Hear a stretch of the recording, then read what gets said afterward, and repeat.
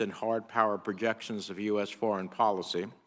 However, U.S. security assistance and cooperation are critical tools of broader foreign policy. Training, arms sales, planning, and civilian military reform are critical elements of bolstering partners, allies, and recipient countries around the world, critical to U.S. foreign and security interests, and indeed to the interests of world stability and peace. Indeed, the State Department and this committee are charged with jurisdiction over security assistance. Many, if not most, of the current security assistance authorities and programs were created in the aftermath of September 11th, placing an emphasis on short-term assistance to immediately confront and defeat al-Qaeda and its offshoot groups. But times have changed, and our efforts must change as well. We see terrorist and extremist groups becoming more localized in many countries, portraying themselves as champions of aggrieved populations ignored or beset by weak and predatory governments. We see a return of great power competition where China and Russia compete with the United States for influence and position, offering their own versions of, quote, security assistance to countries around the world with what seems fewer conditions or requirements. We witnessed 20 years of efforts, or perhaps as it has been said, 21-year efforts to build effective military and security forces in Afghanistan, these largely led by the Department of Defense, only to watch them quickly crumble to the Taliban last August. We watched Iraqi security forces, to which we had devoted billions in equipment and training, flee before ISIS thugs in pickups in 2014, although now we have a new opportunity to reset our security relationship with Iraq. And today we see countries in Africa, particularly in the Sahel, struggling to counter insurgents and terrorists amidst multiple coups, pervasive unrest and conflict. It is clear that our security assistance and cooperation programs are not achieving their intended outcomes, despite the billions spent and dedicated efforts of the Departments of State and Defense. We, and Congress included, are not properly conceptualizing the problem. We need to understand that our security assistance should be rooted in concrete, measurable, and achievable outcomes rooted in sustainable security development, not just assistance. We must develop comprehensive multi-year plans that integrate U.S. assistance programs across the board, that reflect the understanding that democracy, good governance, and economic reform programs are as important as guns and grenade launchers, that judicial accountability and robust civilian control of the military are as important as the integration of aircraft and ground force operations, that a population that has faith in the basic integrity and fairness of its government is one inoculated against the lies and appeals of terrorists and extremists, which is why the Department of State must lead this comprehensive integration.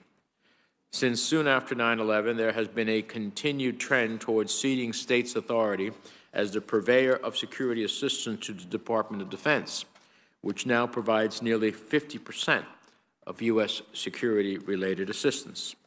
Most of the DoD's efforts are geared to short-term projects and activities, and perhaps necessary ones, but not those that deal with the underlying problems of good governance, and many of them without the concurrence of the Secretary of State, the sole official charged in statute with overseeing and coordinating all such assistance. It's time for a reckoning. To this end, I'll be proposing legislation in the next few months to reform the U.S. security assistance process. I hope to work closely with the ranking member on this project. And finally, let me turn to the news of the day. Over the last 2 weeks, we have seen Vladimir Putin's savage aggression against a free and democratic Ukraine. The destruction he has wrought is of a scale and criminality not seen in Europe since the Second World War.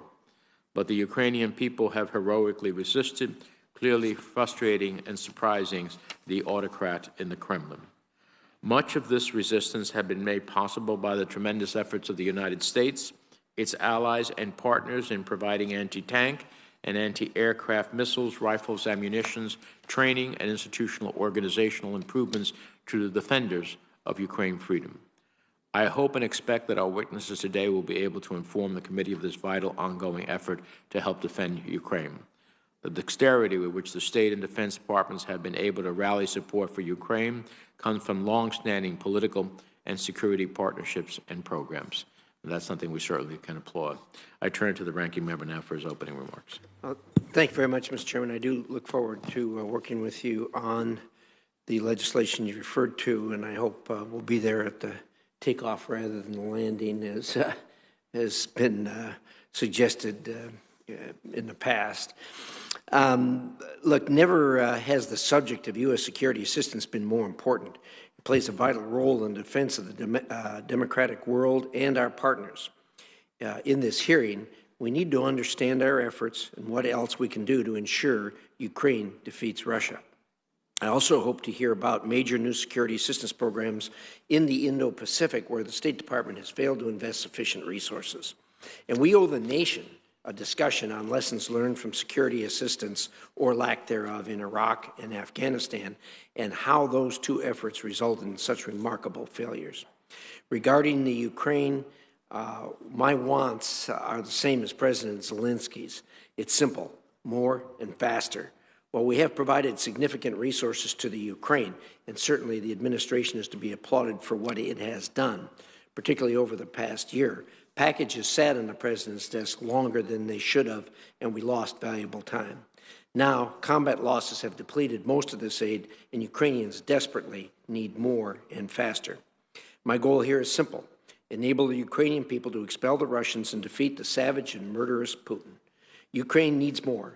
Needs more Javelin anti-tank missiles, Stinger anti-aircraft missiles, larger anti-aircraft systems, drones, ammunition of all calibers, communications gear, protective equipment, and airplanes. Lots more also are needed. I have an ammunition manufacturer in Idaho ready to send more. They need state sign-off. We should support our allies providing aircraft to the Ukrainians. Stop overthinking this and toughen up. Keep these supplies flowing steadily. I guarantee you the Russians aren't wimping around on these matters. They're acting. The Ukrainian people have made their stand. They are not asking us to fight on their behalf. They're merely asking for our support. Also, as the world watches Ukraine, our Asian allies are watching. Taiwan, threatened by a massive authoritarian neighbor, wonders how vulnerable it is to the growing might of the Chinese military. I hope the fierce resistance of the Ukrainians inspires Taiwan and casts doubt within the Chinese military on its prospects of successful aggression. To ensure the Chinese Communist Party knows it cannot succeed, we should be doing now for Taiwan what we should have done years ago for Ukraine. We should support investment in Taiwan's defense and help reform its planning and organization, which are needed. My Taiwan Deterrence Act proposes just that, by starting a foreign military finance grant program for Taiwan to highlight U.S. commitment to deterrence, incentivizing Taiwan to invest more in its own defense, and mandating more joint planning with Taiwan to determine the capabilities, its needs, and how best to defend itself. Time is running short. We must start this effort now. In the Middle East, today is almost 7 months after the disastrous U.S. withdrawal from Afghanistan, and that disaster demands we ask hard questions about U.S. security assistance. Throughout a 20-year period, the U.S. spent over $125 billion to build the Iraqi and Afghan militaries. Some efforts succeeded, especially the Syrian Democratic Forces campaign against ISIS, but we saw the larger U.S.-supported Iraqi and Afghan armies melt away in the face of ISIS and the Taliban. The U.S. government has not institutionalized the lessons from these failures. Instead, it seems eager to forget the whole debacle. We must ensure security assistance is truly focused on our most vital interests and supports our wider foreign policy and national security objectives, not just tactical and operational capabilities. As the Defense Department continues efforts to cut the State Department out of security cooperation, we've seen a greater focus on short-term tactical capabilities than on sustainable forces aligned with strategic foreign policy. However, U.S. policy should focus on building enduring institutions, not just tactical units. We must address governance challenges like corruption in all our activities, and we need to professionalize our security assistance workforce. Security cooperation must support strategic and diplomatic objectives. That is why the State Department must reassert its role in the process, and the Senate should support that. but state must also be an active and helpful participant, helping coordinate with the Defense Department. Security assistance is among the most essential tools of foreign policy, but this policy is being tested. We must succeed in helping Ukraine defend itself. We must pursue new efforts with Taiwan, and we must ensure that all of our efforts benefit from the hard, very hard lessons over the past 20 years. We must also acknowledge the world is indeed a more dangerous place than it was 15 to 20 years ago. Our security cooperation must recognize this hard reality as we work with partners around the world to confront dangerous regimes. Thank you, Mr. Chairman. Thank you, Senator Risch. Let's turn to our witnesses. It's now my privilege to welcome back to the committee Assistant Secretary for the Bureau of Political Military Affairs, Jessica Lewis. There are few people better positioned to engage with Congress on United States security assistance programs than Assistant Secretary Lewis, following her nearly 2 decades working on foreign policy issues in Congress. Prior to assuming her role as Assistant Secretary, she served here at the committee as the Democratic Staff Director for 5 years, and from 2007 to 2014, Assistant Secretary Lewis was the National Security Advisor and Foreign Policy Advisor, and then Senior National Security Advisor to Senate Majority and Minority Leader Harry Reid. So we welcome you back. We also welcome Assistant Secretary of Defense for Strategy, Plans, and Capabilities, Dr. Mara Karlin. Assistant Secretary Karlin is now working for her 6th Secretary of Defense, where she has advised the Department on policies spanning strategic planning, defense policy, and budgeting, future conflicts, and regional security affairs. Assistant Secretary Karlin previously performed the duties of Deputy Undersecretary of Defense for Policy from August of 2021 to February of 2022, and prior to that served as the Acting Assistant Secretary of Defense for International Security Affairs. So welcome to you both.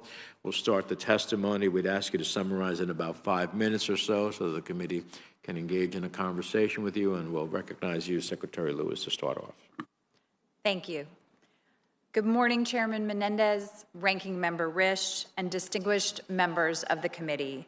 It's an honor to appear before you, and it is great to see all the familiar faces I worked with for so many years. I am pleased to be here to discuss United States security sector assistance with Dr. Mara Karlin, Assistant Secretary of Defense. And I agree with both the chairman and the ranking member. Never has it been more important to discuss security assistance, and we do need a new path forward. Security cooperation, including security sector assistance, is an instrument of foreign policy. It is an integral component of our national security strategy that enables foreign partners to join us in advancing global security. And our support to Ukraine demonstrates the wide array of tools that state and DoD can bring to a partner's security sector. Since assuming office last January, this administration has provided over $1 billion to Ukraine's defensive capabilities, including through foreign military financing, the DoD Ukraine Security Assistance Initiative, and other program lines. Through the Multinational Joint Commission, we work with Ukraine and our allies to identify military requirements and match funding streams to support needed defense capabilities ranging from radars to javelins. Through the Excess Defense Articles program, we have delivered to Ukraine armed Coast Guard cutters to create an asymmetric maritime capability in the Black Sea. In addition, through programs such as our International Military Education and Training Authority, we've supported the development of a cadre of professional and Western-looking mid- and senior-level Ukrainian officers. And through a series of exercises, DoD has strengthened the interoperability of our forces and Ukraine's tactical and operational capabilities. As the Secretary of State said recently, last fall, as the present threat against Ukraine from Russia developed, under the authority delegated by the President, he authorized the Department of State to provide $60 million in immediate military assistance to Ukraine. In December, as that threat materialized, he authorized a further drawdown worth $200 million. Then, as Ukraine took up arms with courage to fend off Russia's brutal and unprovoked assault, he authorized an unprecedented third presidential drawdown of up to $300 million, the largest in history, for immediate support to Ukraine's defense. At the same time, we continue to expeditiously process and approve requests for deliveries of U.S. origin material military equipment to Ukraine from allies and partners through our third-party transfer authority. Considering the strategic environment and the existing architecture of security cooperation and assistance together, I also see several opportunities for Congress to help address the security challenges we are currently facing and apply valuable lessons learned. First, I would encourage the committee to elevate security sector governance as a central consideration in U.S. security cooperation and assistance planning, and treat long-term institutional capacity building as our primary mission. As a piece of this, human rights and the rule of law is really at the center of the discussion about security sector cooperation, security sector governance. And we look forward to working with all of you and the many members on this committee who have focused on this topic. Second, states' authorities require more flexibility. If we are to effectively address emerging crises and opportunities in today's geopolitical environment, greater flexibility is needed on several fronts. Greater flexibility for FMF and PKO funding would allow the department to be more responsive and, in certain circumstances, result in cost saving. I would also encourage the appropriation of funds on a more regional or functional basis. Third, because there is no freestanding acquisition system for FMS, we encourage Congress to work with our DoD colleagues to seek efficiencies and make reforms to the federal acquisition process. Fourth, to ensure security cooperation and security assistance serve U.S. foreign policy goals and are properly synchronized and deconflicted to make maximum efficiency of taxpayer dollars, DoD security cooperation authorities, existing and futures, should include Secretary of State concurrence. Fifth, and in support of the reforms above, State Department staffing must keep pace with the increased workload, and we must develop a better trained security cooperation workforce at the department.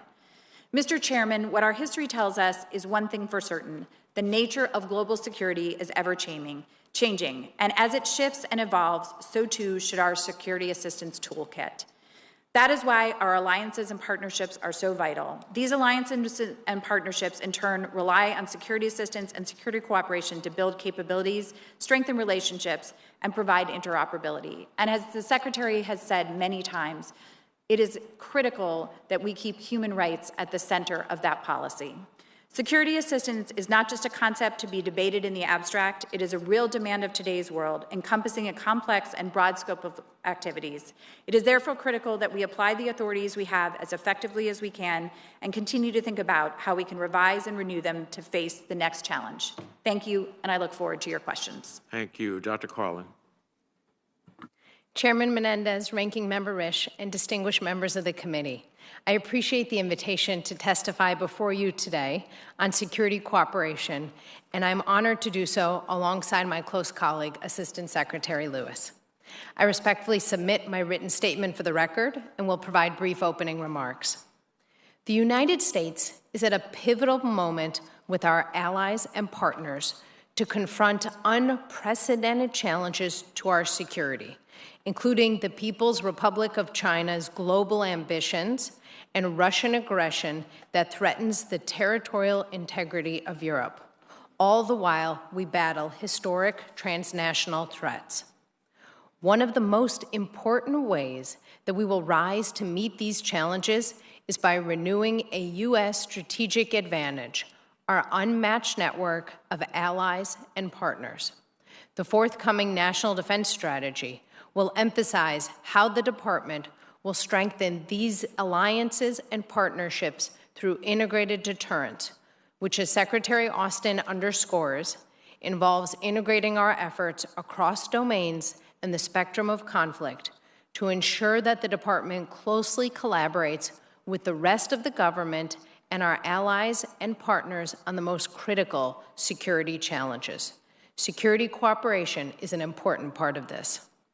The Department of Defense has learned from large-scale assistance programs that for lasting impact, a comprehensive engagement plan must mean more than training and equipping.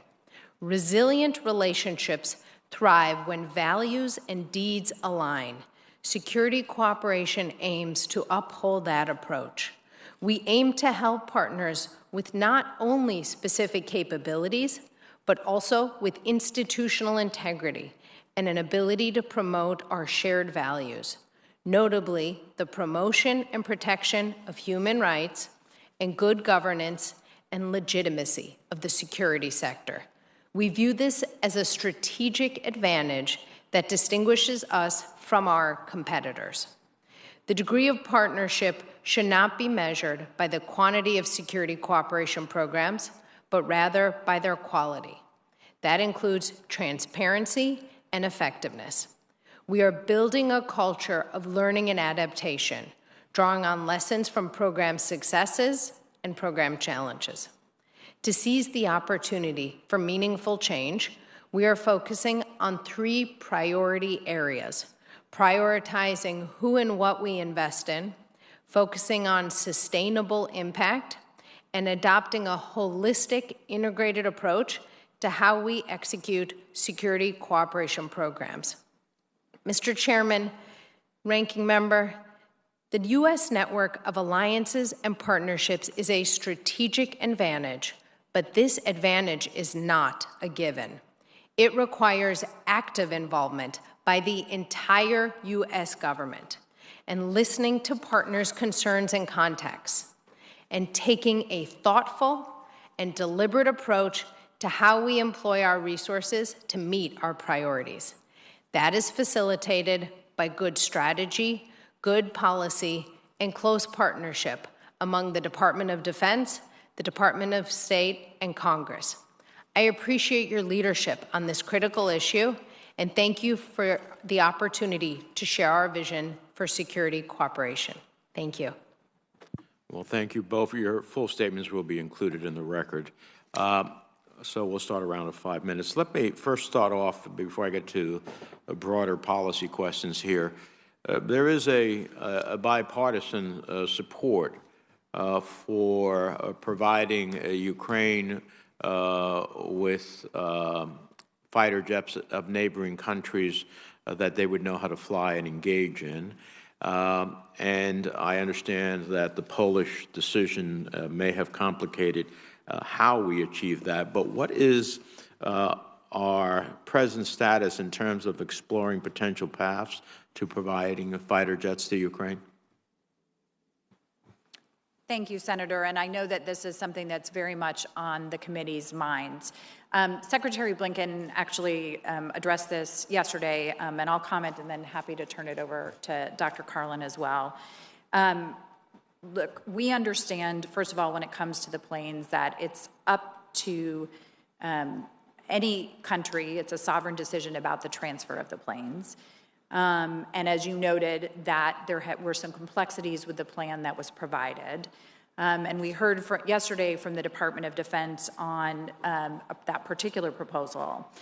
At this point, we are consulting very closely with Poland and our other NATO allies on the best way forward. We are working hard on this, and as that consultation develops, we will stay in close touch with you and the committee to make sure that you have the information. The time is of the essence. The Ukrainians are getting bombarded, and they do not have, as least as their country's leaders suggest and assert, that they do not have the wherewithal to compete in the sky. And so I understand why NATO and the United States are not engaged in a no-fly zone that has potential direct conflict with Russia, but I don't understand why we are not working expeditiously to facilitate planes to Ukraine. Go ahead. Thank you for raising this issue, Senator. And looking holistically, of course, I would just cite the tremendous statement by Assistant Secretary Lewis in her opening remarks about the unprecedented level of support to Ukraine. It has been extraordinary. I'm talking about planes. I have no doubt that we have been giving enormous assistance to Ukraine. We're going to vote hopefully today and continuing to do that. I'm talking specifically about planes. Absolutely, Senator. Thank you for that. We're really focusing in particular on what we see as them needing most, anti-armor and air defense capabilities. Ukraine's Air Force does have several squadrons of mission-capable aircraft in this contested airspace.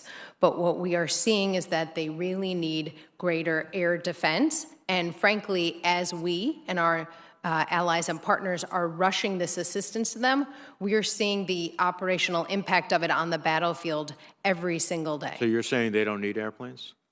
What I am saying, sir, is that we are trying to provide everything we can that really helps them with air defense, and we don't see significant effectiveness tied to those airplanes specifically. Well, if we're giving them air defense other than airplanes, we better give it to them soon. The horrific pictures yesterday, or today's news, about the bombing of a maternity hospital. If we cannot be moved by that, I don't know what we can be moved by.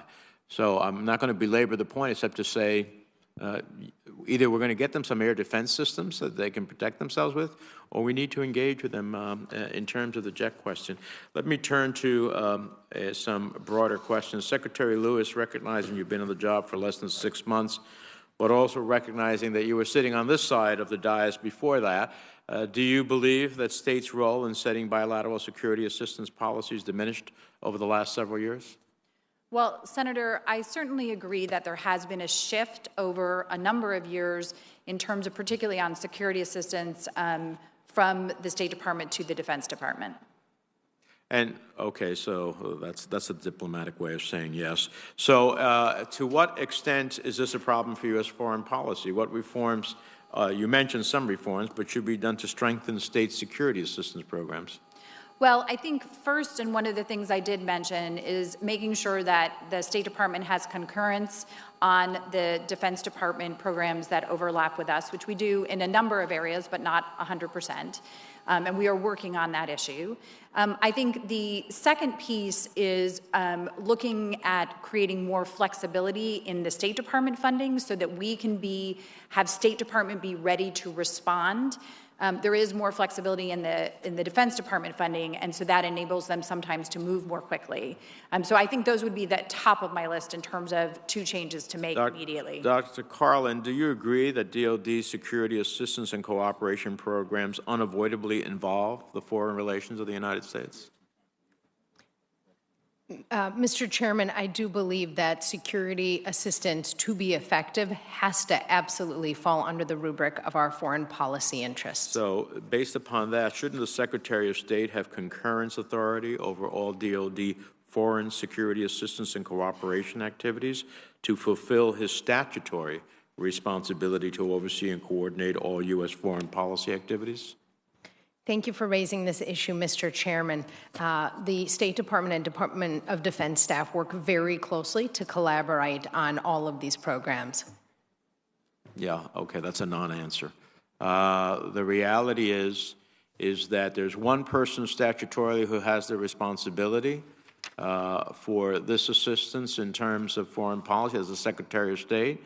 The Defense Department, over years and administrations, has taken more and more of this responsibility without the statutory responsibility of the Secretary being engaged. And I expect the State Department to get what it is rightfully responsible for. I don't care what type of brotherhood or sisterhood exists between the two departments. You need to meet your statutory responsibility. And that's what the committee is going to continue to pursue. Finally, I know that, as you may know, I have long been concerned about the circumstances under which we provide U.S. assistance to Azerbaijan. A report that I commissioned under the GAO was released last week that found that over several years, the State Department and DoD failed to meet statutory reporting requirements to Congress on the impact of U.S. assistance and on the military balance between Armenia and Azerbaijan. This is deeply concerning, as Azerbaijan's actions in the Nagorno-Karabakh region have led to the deaths of more than 6,000 people, extracted a steep toll on Armenians, uprooting them from thousands from their homes. Are you familiar with the report's findings, Secretary Lewis, and do you commit to review states' compliance with the 907 waiver requirements for providing assistance to Azerbaijan? Yes, Senator, I am familiar, and yes, I commit to do that. And I'm aware that the GAO report raised concerns about providing additional information related to those waivers, and we will it's a priority for me to look into that and ensure that we provide the information required. And it's a priority for me to conduct the oversight and make sure this happens. I don't want to see this anymore. It's really, I shouldn't have had to commission a report to get what we all know, that there has been a failure to justify this assistance. Senator Risch. Yeah, thank you, Mr. Chairman. Look, I am going to belabor the point on airplanes some. I don't usually feel comfortable in speaking for the Republican caucus, but I am this time, and that is we are unanimous that this needs to be done. I watched Tony the other night, who I consider a friend, try to explain why we're not giving them airplanes. That doesn't wash. The people on the ground are saying they didn't need airplanes. To have people here in D.C. saying, well, this is going to be a problem or that's going to be a problem. Give them the airplanes. You know, I mean, we really, really need to do that. If it turns out they can't use them, then so be it. But I'd hate to be in a position where we have things that they can defend themselves with and we won't give them to them. In addition to that, you really also need to focus on the intermediate missiles. You know, you got a spectrum there with the Stingers being at the low end and the Patriots being at the large end, but there's a half a dozen systems in between that they could really, really use to defend the skies. So my plea would be get at it.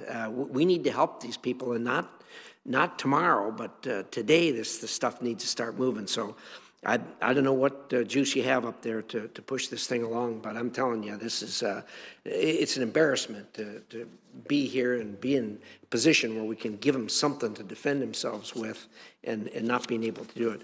Mr. Chairman, with your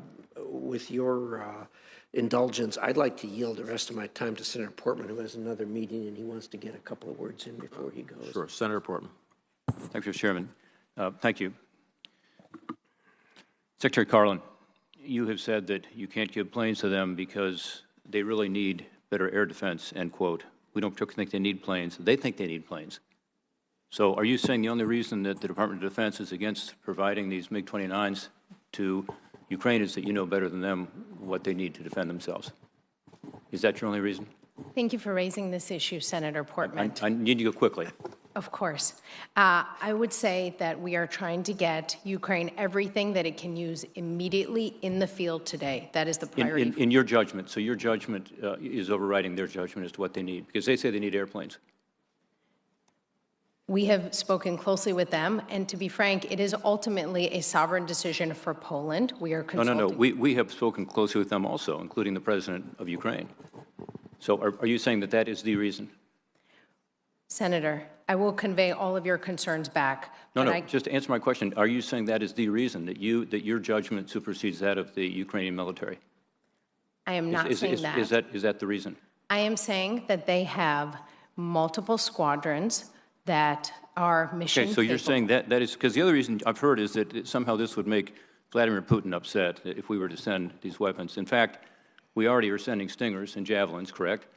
And in fact, you just said that the air defense weapons are more effective, and that's what we should be sending. So you're saying that what we would like to send is something that's more effective, that therefore should offend Vladimir Putin more than the airplanes, correct?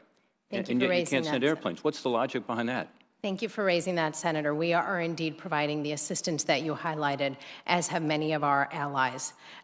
Indeed, are you saying that you're concerned about provoking Vladimir Putin? Isn't that one of your reasons? I think escalation considerations do need to factor into. So you're all saying of you are escalating with a weapon that you think is less effective than other weapons you would like to send them. How does that make sense logically? Our intelligence community has looked at this issue. I am more than willing to discuss it further in a classified session, but I do believe well, we don't need a classified session. Here we are. You're saying the two reasons we're now learning is, one, that your judgment is superseding that of the Ukrainian military, and two, you think that it's somehow more provocative, even though you are saying that you should be sending them and want to send them something you think is more effective in the field, that by definition would be something the Russians would be more concerned about, correct? We are giving them capabilities that they are using immediately. We are looking very closely at escalation. They would use this equipment immediately. Their pilots are ready to go. They're repairing airfields to be able to use it. They're willing to take off from highways. I mean, they want this right away. And again, I go back to what the chairman and ranking member said about the situation. It is dire. We don't have time here. I mean, the maternity hospital you raised is an example that this is a deliberate bombing of a maternity hospital. We know that because Lavrov responded by saying, yeah, sometimes they had militia there. And the bigger context is here, this is an ally of ours. This is a sovereign country, so it's okay for us to have Russia go in and bomb people and take all kinds of weapons in, but it's somehow not appropriate for us to help facilitate what Poland wants to do, and hopefully other countries as well. Thank you, Mr. Chairman. I appreciate it. And to my colleague, Senator Risch, thank you for indulging me with giving me some of your time. Senator Shaheen. Thank you, Mr. Chairman. And I appreciate that this is not a decision that is being made at the level that either of you are operating. But I just want to weigh in with all of my colleagues. There is bipartisan support to provide these planes. It is disappointing to see the reluctance on the part of the administration, and it's coming across as indecision and bickering among members of the administration, which is not helpful to the cause and not helpful to the administration. So I hope you will share that with those you report to and get us a better answer. I mean, if there is a good answer for why we're not doing this, we all can understand that, but we haven't gotten a good answer to the question. I want to go on to another issue, and thank you, Secretary Lewis, for your testimony today and for working with our office to address an issue that we have, a private company has, to try and get answers on a commercial sale. I know you're working hard to help us get that resolved, and I really appreciate that.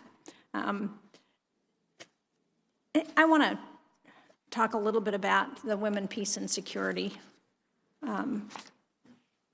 law that we have in New Hampshire or in Congress and in the United States, because I think it is important as we think about how we address conflicts, whether it's in Ukraine, Afghanistan, around the world. And I know that there are different levels of implementation of the law, so I wonder if each of you could address where you think your department is with respect to that implementation and how you see it working.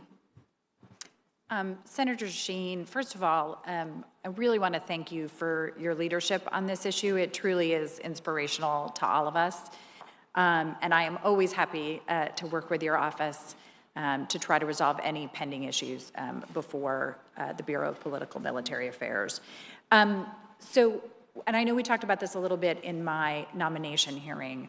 I want to highlight three pieces of work that we've worked on specifically under the Bureau of Political and Military Affairs. So first of all, let me start talking about the Global Peace Operations Initiative. We call it GPOI. It's the world's largest peace operations capacity building program, and we have partnered with more than 50 countries that work with the UN and the African Union peacekeepers to support women's participation and leadership in peace operations, to train women peacekeepers, and to integrate gender-related topics focused on gender and women's participation in peace operations. I'm also going to mention something that sounds mundane but is incredibly important. Although through GPOI, PM continues to work to remove barriers to women's participation in training through gender-inclusive facility upgrades, including accommodations, bathrooms, and showers at partners' peace operations training centers. These are the kinds of things that can keep women from being able to participate. And can I just interrupt you for a minute? Of course. Because I think one of the things that is missed sometimes is why this is important, both for security. So do you want to speak to that? Absolutely. If we don't have women who are 50% of the population participating on security-related issues, then we miss a whole host of important issues. Women understand what's going on in their communities. They understand, particularly in peacekeeping operations, how to help keep people safe, including women and children. And they bring a unique lens and vision to security-related issues. And if we don't have women at the table, often we miss key things that make differences, like, again, as we're looking at peacekeeping operations, making sure that women's rights are respected. So this isn't just important to women, this is important to the whole community. And I've only got a few seconds left, so Dr. Carlin, I wonder if you could speak to what DOD is doing in this area. Thank you for raising this issue, Senator, especially serendipitously during the week of International Women's Day. I very much agree with everything Assistant Secretary Lewis said, and indeed we have a number of efforts across our combatant commands to ensure that women, peace, and security issues are really looped into what they're doing. I think Assistant Secretary Lewis made the argument exactly right. We've got to involve the entire population so that they're bought into the meaningful change that we all seek. Thank you.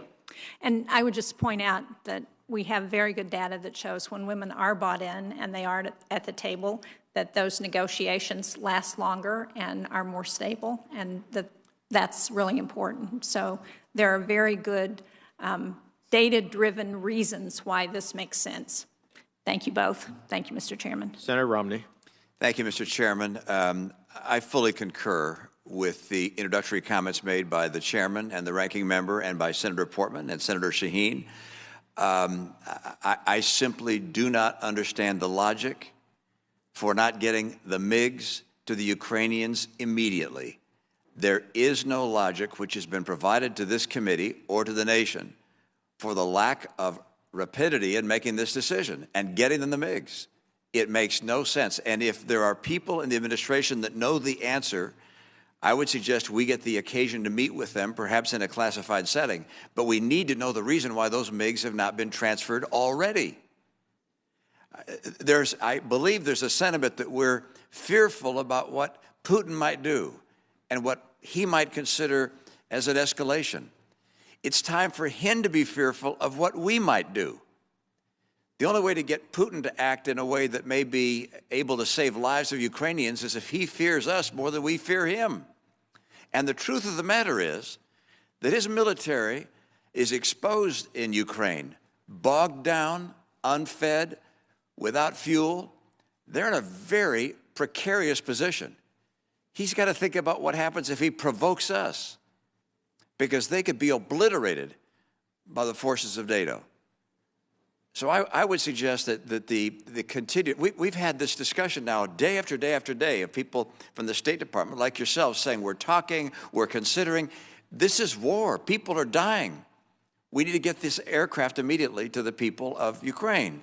That's what they're asking for. By the way, the idea that somehow we're calculating what's effective for them to run their war and that our Stingers and our Javelins are better than our aircraft, it makes no sense at all. They're better at running their own war. They know what the conditions of the ground are. They're there, we're not.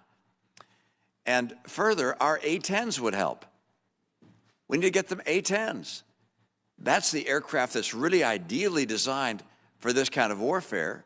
Why are we dithering on that as well? This makes no sense to me at all. And I would respectfully request that as you return to the State Department, you indicate to them that we, this committee, deserve a response. Because as Senator Shaheen has said, our caucuses, both sides of the aisle, are united on this. Get them the aircraft. Now, I would also note that I would anticipate that there are going to be some adjustments in our military strategy with regards to Moldova, Georgia, the Balkans. What changes do you see with regards to arms and support going to other nations that Putin has his eyes on? Because it's now very clear, I think, to the entire world that this is a person who is trying to reestablish the old, if you will, boundaries of the Soviet Union and bring more and more nations under his control. And that's unacceptable. What's happened in Ukraine could spread to other places. What do we do militarily to prepare them for, or to make them less vulnerable to his attack? Senator Romney, thank you for that question and for your leadership on this issue. We have been thinking through exactly this question that you're raising, which is how to make sure the eastern flank is shored up. One of the things I know is that in the CR that I think is moving quickly, there's about another $200 million in presidential drawdown authority, and then I think when the final appropriations passes, another significant, potentially billions. But and we want to. These are small numbers, very small numbers for helping these nations defend themselves. I think the good news is there are bigger numbers in the appropriations bill, the Omni. So I know there's over $3 billion there in presidential drawdown assistance and another $500 million in foreign military funds. And we can use those funds as well for the Eastern Flank countries. We have already started working on exactly what their needs are to make sure that they are shored up. And I think lessons learned from this conflict will apply in terms of both training and the type of equipment they need. Thank you, Mr. Chairman. Thank you. I did read somewhere that, I don't know if it's Moldova not looking for arms. We need to have a discussion with them as to what they think they need or not. But I agree with the senator. Who's next? Senator Van Hollen. Thank you, Mr. Chairman. Thank both of you for your testimony today. Assistant Secretary Carlin, you've written a book on the challenges of building militaries in fragile states. I chair the Africa subcommittee, and perhaps there's no other area where those challenges are greater, especially with respect to the Sahel region, which has seen 7 successful or attempted coups in just the last 18 months. And that's despite the influx of U.S. security assistance funds. In fact, military officers alleged to have received U.S. funded training have been implicated in several of these coups. Now, I'm historically and still a supporter of the IMET program, but if you look at the sort of oversight on some of these countries and IMET programs over the years, you find big shortcomings. Back in 2011, a GAO report found that civil-military relations was identified as a priority for IMET training in only 1/3 of the most repressive African states. And more recently, in 2019, a GAO report found, quote, DOD does not systematically track human rights training, including civil-military relations, and as a result, GAO could not fully report on this in 2019. So my question is pretty simple. You would agree that it's not a good idea for the United States to be providing training to people who then turn around and use that training to engage in military coups, right? Senator, I very much share your concern about the examples that you raised, and indeed, our training emphasizes the need for the appropriate role of the military in society. And when these sorts of events do occur, as you know, we immediately consult with our colleagues at the State Department to pause and assess. So what have you done since 2019 specifically to both provide, greater reporting that indicates it's a priority, and do you dispute the 2011 finding that it's not a priority in many of your programs? Senator, thank you for raising this issue. We have indeed focused in particular on lessons learned so that when these events happen, we can step back and try to figure out why did they occur? What do we need to do?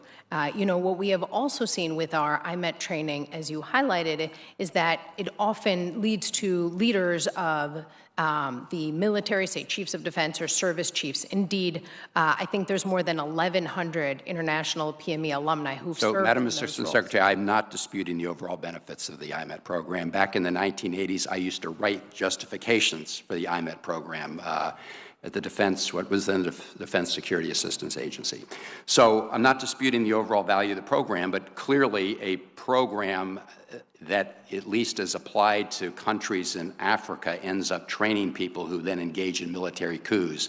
That cannot be defined as a success. So I'm going to ask you, beyond this hearing, to get back to us with specifically what additional measures you're taking to address the shortcomings that were identified in both the 2011 and 2009 GAO reports. Is that all right? Thank you, Senator. I would welcome doing so. And I would just say broadly, one of the things that has become clear to us is that we cannot take an Excel spreadsheet approach to how we do security cooperation. And I think the examples you're highlighting really exemplify that. I appreciate that. Now, the IMET program is subject to the Leahy Law disclosure and reporting requirements and human rights requirements. But we also provide forms of security assistance in an operational setting under Section 127E of Title 10. Would you agree that with respect to those engagements, we should also vet them to ensure that the participants have not engaged previously in gross violations of human rights. Thank you for raising this issue, Senator. Indeed, as you say, Leahy vetting is not required. However, there is a security vetting process that this does go through. So would you have any objection if we applied a Leahy law vetting requirement subject to a waiver? I would welcome working with my colleagues at the State Department to look at this issue. Okay, because we're working with some of our colleagues in the House right now and submitted an amendment to the last NDAA. It was not adopted, but I look forward to working with you and your colleagues at the State Department as well on this issue, because I think given the track record, especially in the Sahel, we have more questions than answers at this point. Thank you. Thank you, Mr. Chairman. Thank you. Senator Young. Thank you, Chairman. I've seen reports in the press that Putin's invasion of Ukraine has prompted a further delay in internal assessment of the much-anticipated national security strategy and national defense strategy. Now, I recognize the realities of our current security environment, and I understand that those realities sometimes intervene in the policy planning process. But we cannot permit Vladimir Putin's reckless actions to undermine our long-term strategic imperatives in the Indo-Pacific. Ms. Carlin, as the official responsible for developing the NDS and matching ends with means, can you commit that changes to our strategy in Europe will not undermine both our commitments to Taiwan and our efforts to increase their resistance to the Chinese Communist Party's pressure, including their defensive military capabilities? Thank you very much for raising this issue, Senator.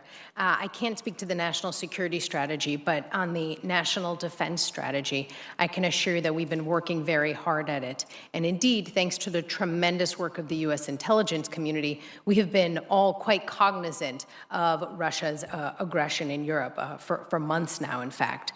I can also assure you that, as Secretary Austin has said, China is the pacing challenge for the U.S. Department of Defense. We are, of course, accounting for Russian aggression as well. And finally, regarding support for Taiwan, it is absolutely a priority to ensure that Taiwan is getting the asymmetric capabilities that it needs, that is most appropriate for the challenge that it faces. Thank you. I couldn't agree more. Thank you for your response. I was encouraged to hear the President recently emphasize the need for bolstering Taiwan's defenses through the use of asymmetric weapons, including harpoon weapons, anti-ship weapons. That seems appropriate to me. So we need to move more in that direction, is my assessment. As a further means of follow-up, we're a decade removed from the so-called pivot to Asia. It's been, to a great extent, it's been a rhetorical pivot, but some very concrete initiatives have taken place. It's clear that resources didn't fully pursue the strategy, didn't follow the strategy, especially with respect to security assistance, though. Ms. Lewis, how are you prioritizing the flow of security assistance to the Indo-Pacific and fixing the imbalance that currently exists between how we support partners in East Asia versus partners in other regions? Well, first of all, Senator Young, thank you for that question. And I do think, as you point out, that we really need to focus on our security assistance to the Indo-Pacific, to the region. Let me answer your question specifically. One of the challenges that we have, which I pointed out in my initial testimony, is I think it's 93% of our funding is actually earmarked in the FMF category, which gives us little flexibility to make those kinds of changes. So again, something we're happy to work with you on. What I would say is I look at this from, I want to highlight 3 different ways to look at this. One is Taiwan specifically, and I think, as you know, our support remains rock solid. We've provided $18 billion to Taiwan since 2017 in security assistance, and then an additional through commercial sales, which are, we regulate commercial sales in my bureau, another $2.3 billion to Taiwan since 2017, and very focused on the asymmetric weapons you're talking about, which we can talk about in more detail. But I think we both have to focus on the Indo-Pacific, and the whole region, developing additional partnerships with Japan, who are purchased the F-35, the Philippines, Vietnam, also AUKUS. And then the last piece, which I would be remiss in not mentioning, is I actually think as we look at China as the pacing challenge, we also need to look at countries in Africa and in Latin America to deepen and strengthen our security relationships there, because China is focused on those regions as well. Indeed. You mentioned it's a sobering figure. 93% of FMS assistance is earmarked, so not a lot of flexibility there. Every administration wants more flexibility. Every congressional body wants more of a say. Do we need to just increase the top line? Could that be a solution? In addition, that could be a solution. Okay, thank you. Chairman Menendez will be back in a moment, so I have the gavel, so I'll recognize myself. Secretary Lewis, it's great to see you back in our committee. Dr. Harlan, welcome. It's wonderful to have both of you before us. I listened to the exchanges in regards to the fighter jets. I raised that issue with Secretary Nuland during our hearing on Ukraine itself. And my request is, please keep us informed as to how this process is unfolding. You see the concern on both sides of the aisle to make sure that we do everything we can to help the Ukrainians defend themselves. So my request is that you provide us timely information, if it needs to be in a classified setting, as to how we can make sure that we provide everything we possibly can, either directly or through our allies, to help the Ukrainians in their moment of need. And timely action is critically important. I want to go to a subject that both of you talked about, and that is that human rights is the bedrock centerpiece of our security assistance goals. Both of you mentioned that in your opening statements, but we didn't talk too much in specifics. I would add to that, we want to make sure that our security assistance is not used to further corruption and corrupt regimes. So, and then also, of course, we had the Leahy rules in regards to the requirements in regards to assistance. Secretary Lewis, can you just tell us how the Biden administration is carrying out that commitment, that in our security assistance, our values in promoting human rights and good governance, anti-corruption, are being advanced? Senator, thank you for this question, and I know that you personally have worked on this issue for your entire time in Congress and really have played a leadership role here in the Senate. I want to walk through a few things and then take a minute specifically to talk more about security sector governance, which I really highlight in my written testimony in more detail. So as you know, the administration is putting together a new conventional arms transfer policy, which is the policy that governs the work of the whole interagency on security assistance and cooperation. And what we are including in that is a renewed focus on human rights. I think this is absolutely critical and reflective of the President's commitment. And so we look forward to working with you and briefing you on the details of that as that moves forward. So one, we've got to get the policy governing it right. The second thing I really want to focus on is security sector governance. And the reason why, which you highlight, is, to me, security sector governance gets the core of bringing together democracy, anti-corruption, human rights. And it is the reason I focused on it so much in my testimony.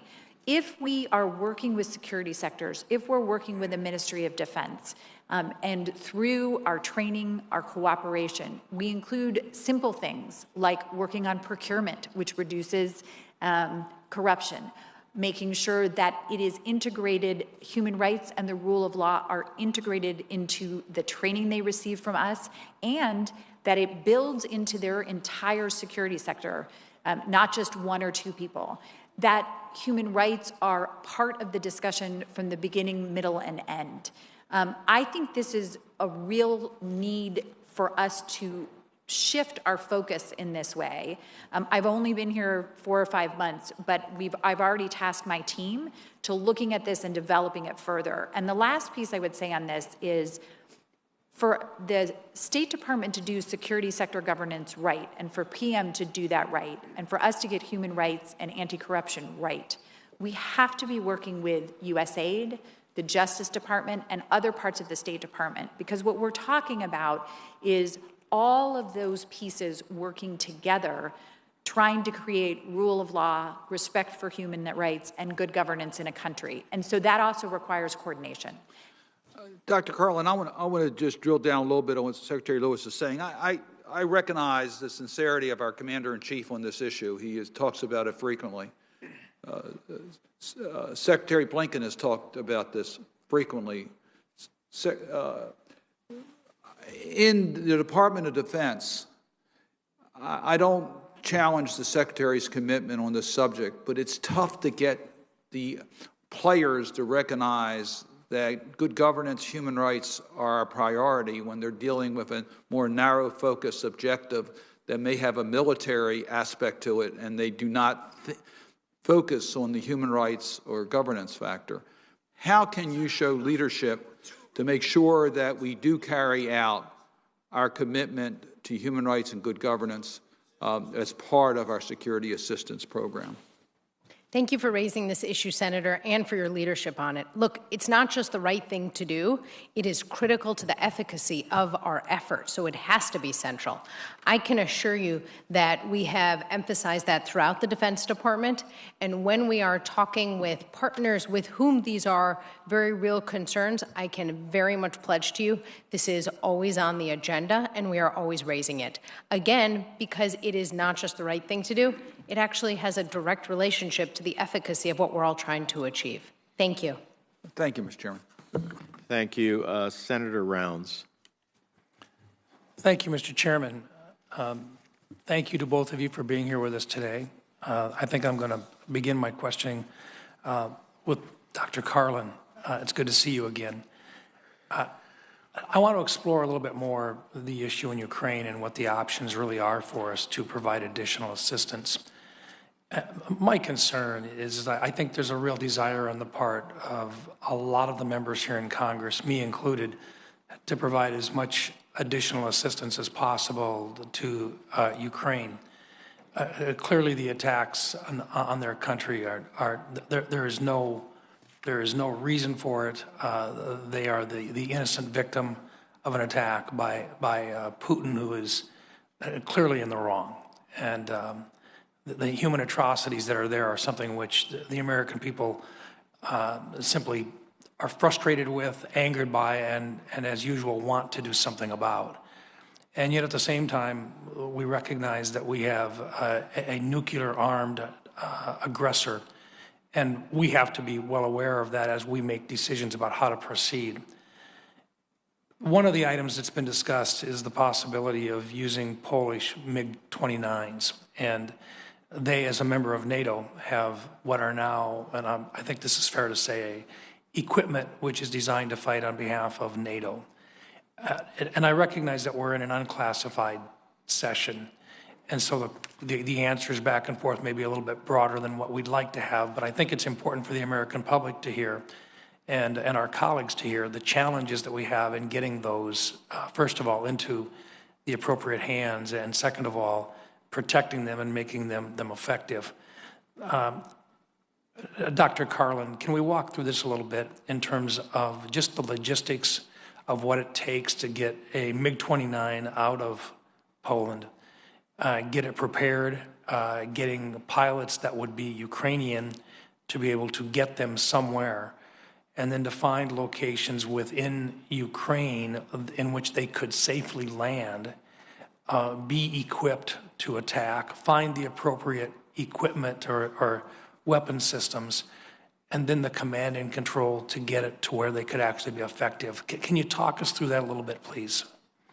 Thank you very much, Senator. It's good to see you again, and I really appreciate all of your cooperation and leadership in all of us together being able to support Ukraine in really this unprecedented way.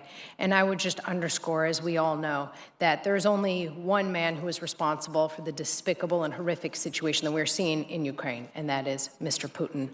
I really appreciate your point on this issue of these MiGs. And of course, it is a sovereign decision by Poland. We have had many, many discussions with them and with other allies on it. But exactly as you highlighted, there is a whole lot of logistics that would have to happen should Poland wish to transfer them. Again, should they wish to do so, it is up to them, rather than, of course, them going through us. We're really focused on what Ukraine's military can use today, immediately on the field. And frankly, we're seeing the extraordinary impact of that, paired with the Ukrainian people's extraordinary willingness to fight against this horrific Russian aggression. Well, look, let me drill down to this a little bit, because I think there's ways to work it through that if they wanted to deliver it to another base that we had. That's one thing that I don't have an objection to that. I am concerned about the actual logistics, the time frames that we're talking about to prepare the aircraft to actually be able to be used there, and the equipment that would go with it, the systems, the weapon systems that would be identified, and then protecting those MiG-29s once we got there. Are you aware of airports that are currently in a position to receive them, and do we have the ground assets to protect those? Does Ukraine have the ground assets to protect those aircraft once they are in Ukraine? Thank you. While I can't speak to kind of specific bases, what I can tell you is that right now, today, Ukraine's Air Force does have several squadrons of mission-capable aircraft. But we really haven't seen that playing a massive role in the conflict. What we've seen is what they've been doing on air defense. That has really helped them have a pretty major impact on Russia's efforts to contest this airspace. Well, I just think it's important that we do everything we can in an efficient manner and deliver whatever weapon systems we possibly can to help Ukrainians in their fight against this Russian aggression. And if it means that we can get these in an expedited manner, that would be great. It would be a really good thing. At the same time, if there are other weapon systems that need to be delivered that could have more effect, I think we should do that as well as quickly as possible. But thank you very much for the discussion. Thank you, Mr. Chairman. Thank you. Senator Murphy. Thank you very much, Mr. Chairman. Let me first just associate myself with the comments and I think a question that you posed in the opening round, and I won't necessarily have a question on this because I'm not sure that we can get a lot of helpful input from our panel on this question. The decision as much is made at a slightly higher pay grade than those that are testifying here today, but this transition of security assistance away from the Department of State to the Department of Defense is certainly something that this committee needs to be aware of and care deeply about. According to one study, the DoD manages 48 of the 50 new security assistance programs that were created after the 9/11 attacks. And out of the 107 existing security assistance programs today, DoD manages 87, a whopping 81% of those programs. That is a fundamental transition from the way in which we used to manage security assistance. And my worry is that it takes out of the equation the people who have the clearest and most important visibility on the ground as to the impact of that security assistance and those transfers. And so I join with the chairman in raising concerns. As for this question of the transfer of MiGs that has been raised by a number of colleagues here, listen, I will put up my bona fides supporting Ukraine's sovereignty against anybody's. I've been there as many times as anybody on this committee. At the same time, I do think we need to recognize the extraordinary moment that we are in today. Never before has the United States and Russia been in this close military conduct, whether it was Afghanistan or Czechoslovakia or Hungary. When Russian forces during the Cold War moved into sovereign nations, the United States in those instances did not overtly support the forces fighting on the other side. Now, you can claim that was a mistake, but this is an unprecedented moment. And I think the administration is wise to make sure that we are providing support to Ukraine based on whether or not it supports the outcomes we seek to achieve, which is an end to the war, rather than just in service of blind escalation or momentum. And so I appreciate the thought that the administration is putting in to this question of how and if we flow MiG fighter jets or other very expensive advanced systems. In the very small time I have left, I do want to ask one question, and that is one that I don't know that has been covered here, which is we just spent $87 billion in military assistance over 20 years in Afghanistan. And the army that we supported went up in smoke overnight. That is an extraordinary waste of U.S. taxpayer dollars, and it mirrors a smaller but similar investment we made from 2003 to 2014 in the Iraqi military, who disintegrated when they faced the prospect of a fight against ISIS. Clearly, there is something very wrong with the way in which we are flowing military assistance to partner countries, especially in complicated war zones. I got a minute and 10 seconds, so maybe you can just preview some lessons that we have learned, or the process by which we are going to learn lessons from all of the money that we have wasted in Iraq and Afghanistan. Senator, I'll be brief so that Dr. Carlin can jump in as well. I think we do need to learn lessons. We need to make sure, as I was just saying to Senator Cardin, that when we provide security assistance, we also look not just at train and equip, but we look at other things like how the ministries of defense operate. Is there security sector governance? Are we creating an infrastructure that's going to actually work? Thank you for raising this issue, Senator, and I can assure you that the Department of Defense is in the process of commissioning a study on this exact issue. I will just say, in line with Assistant Secretary Lewis, it is really important that when we look at these efforts, we spend time assessing political will, and we do not take an Excel spreadsheet approach to building partner militaries. That misses the higher order issues that are deeply relevant to security sector governance that will fundamentally show us the extent to which we can ultimately be successful or not with a partner. Thank you.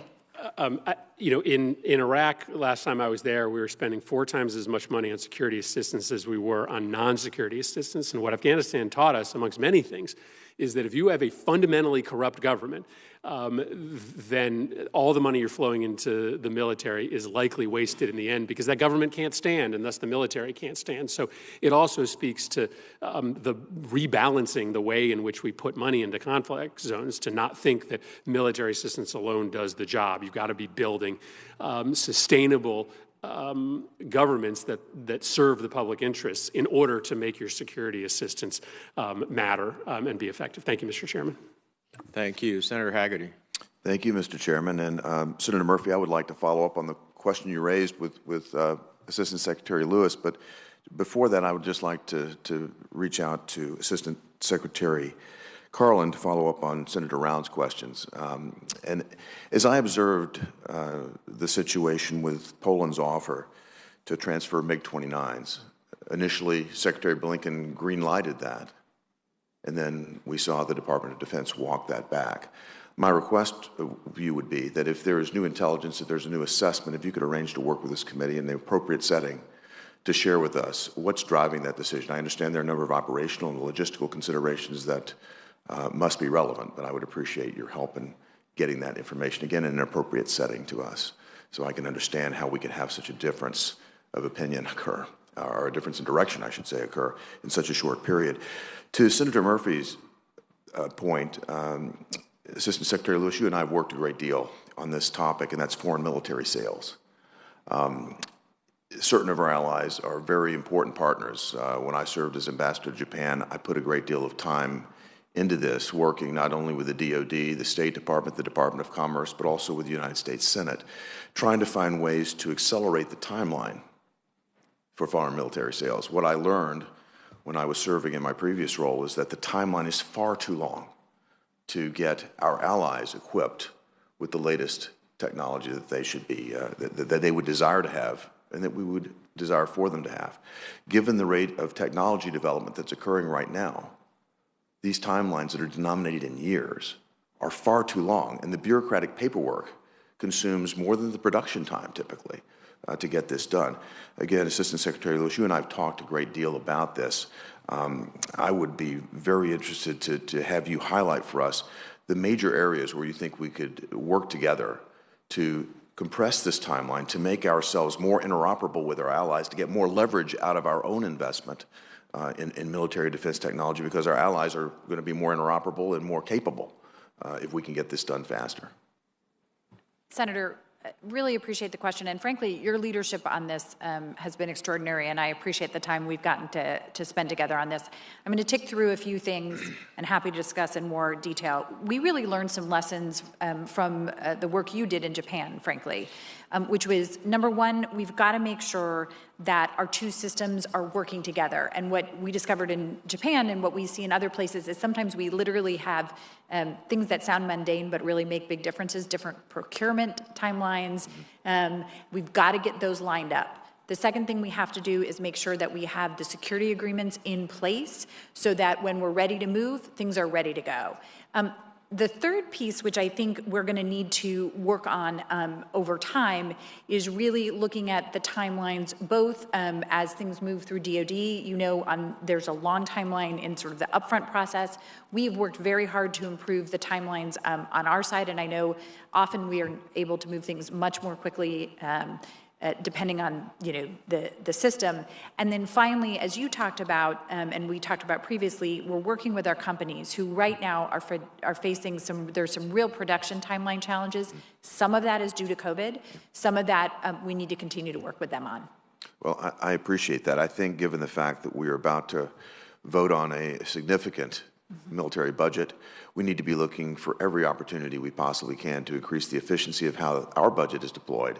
And again, opportunities to leverage our military expenditures with our allies so that they are as interoperable as they possibly can be, so that they have the latest technology that they're equipped to operate. I think that increases our broader footprint. The example in Ukraine and our need to work with our partners couldn't be more glaring. And I very much appreciate the effort that you and your team have put forward. Thank you very much, Assistant Secretary Lewis. Thank you, sir. Thank you, Mr. Chairman. Thank you. Is there any other? No. Okay. So let me close. Secretary Carlin, let me go back. You've now, in various answers to members' questions, alluded to the fact that Ukraine has several squadrons. I understand a squadron to be anywhere between 12 and 24 aircraft. So if there are several squadrons, are you suggesting that the Ukrainians have aircraft that they are not presently using? Thank you very much, Mr. Chairman. What I am focusing on is that the material we have given Ukraine to help protect its population is quite literally being used every day, and that's really what we are trying to prioritize. Those systems that we are seeing are having this effect, and that they are immediately able to get out into the field. As you know, many of our allies have also given assistance, and those are, of course, sovereign decisions. With all due respect, you have perfected the non-answer, so let me try again. The only thing is that I have endless time, so we will get to an answer that is responsive. You said, in answer to several members' questions, Ukraine has several squadrons of aircraft. Now, that would imply that they have aircraft that they are not using. Is that a correct or incorrect statement? I think it's probably better to get that answer from Ukraine. I wouldn't want to speak, of course, for a sovereign government, but we have not seen them employing those aircraft to the extent that one might suggest. All right, so because even though we don't expect you to speak for a sovereign government, we have our own intelligence, you have your own assessments, and this is not Putin understands what they have and don't have and what they're using and not using, so we're not giving away anything that is truly classified at the end of the day. How many squadrons do they have, to our knowledge? They have several squadrons. I don't know that I'm best suited to give you the specifics beyond that. Is several 2, 3, 4? It is a handful. I don't know that I'm best suited to give you more beyond that. Thank you. Well, here's the problem.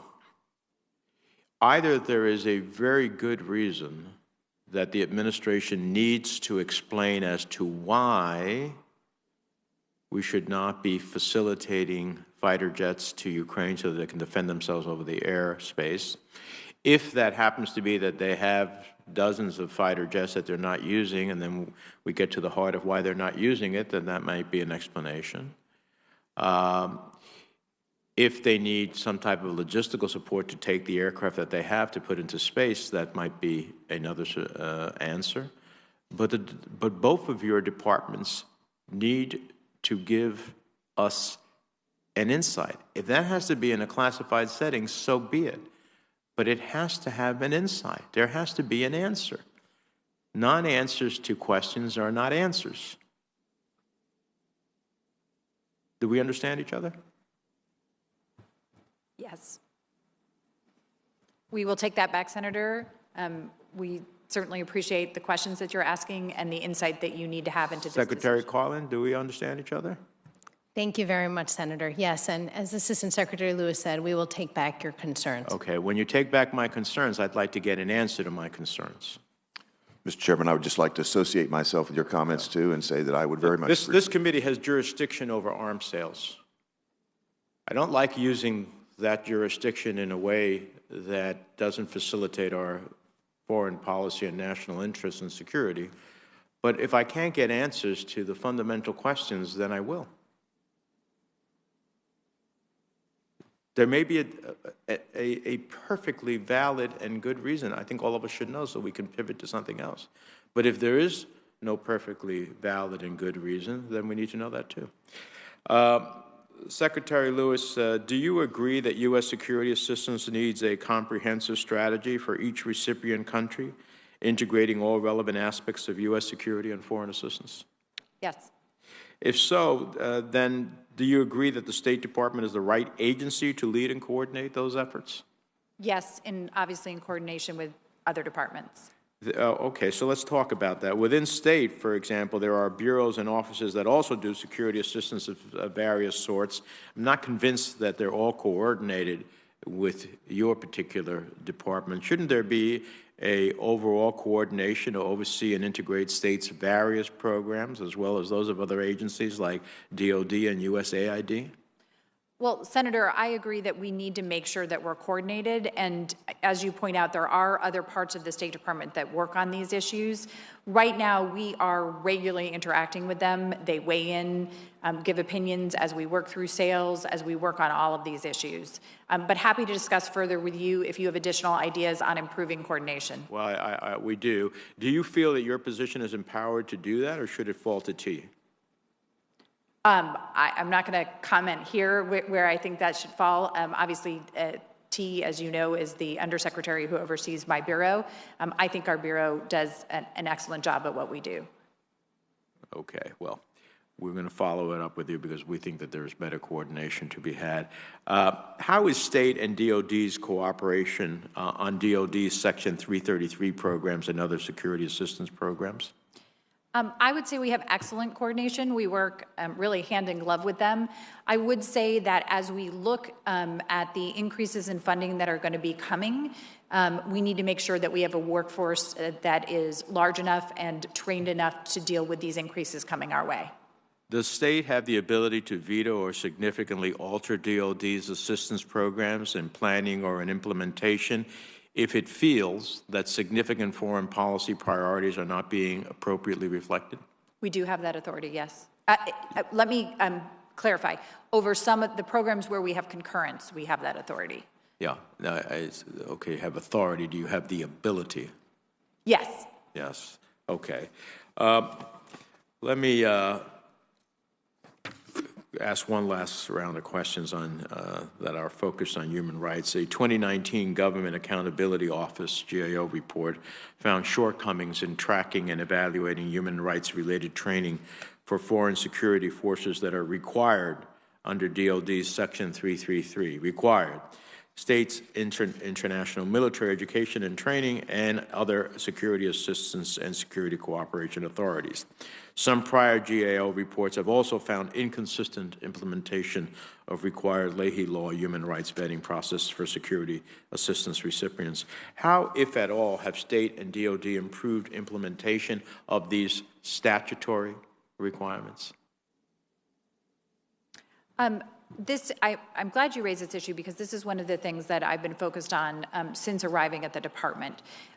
So we have worked to improve these processes. One of the ways, as I think you know, is we coordinate with the Bureau, the Bureau that also oversees human rights, to make sure that when we are supplying the security assistance that is provided, that has to be vetted under the Leahy law, that we are tracking, making sure we know if there are units that have issues, and making sure that the funding would not go to them. So I think we have seen improvements. There is always more to do, and I will continue to be focused on that. DoD?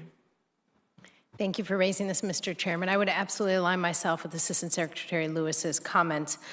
We are indeed making a lot of progress to ensure that we are tracking, and the moment that we see anything concerning either with a unit or with an individual, we're immediately stepping back to try to understand what's happening and if we do need to ultimately pause or suspend such cooperation. Have you both evaluated the effectiveness of human rights training? That is something we're looking at right now. I think one of the things, to go back to my opening statement, I think human rights training is important in and of itself, but it also has to be broader than that, and that's why I'm focused on this question of security sector governance. It's not just about the training that we provide for individuals or individual units. It has to be part of the entire way the Ministry of Defense operates. Mr. Chairman, I would completely agree with Assistant Secretary Lewis's comments. It's not just that human rights, operating appropriately for a military in that vein is a nice to have. Frankly, it is directly related to that military's effectiveness. If a